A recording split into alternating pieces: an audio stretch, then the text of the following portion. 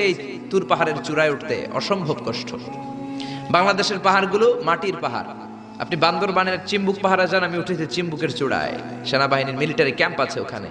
3টার দিকেও চমৎকার বাতাস, সমস্যা নাই, কারণ পাথরটা মাটির পাথর, মাটির পাহাড়। পাহাড়টা কিসের পাহাড়? আর আরব বিশ্বের পাহাড়গুলো পাথরের পাহাড়।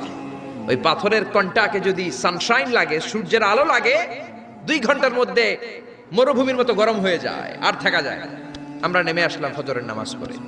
আল্লাহ বললেন, মুসা ঠিক আছে, বায়না যখন ধরেছ, আমার নূর দেখতে চাও, তাড়াতাড়ি তুর পাহাড়ের উপরে উঠে যাও।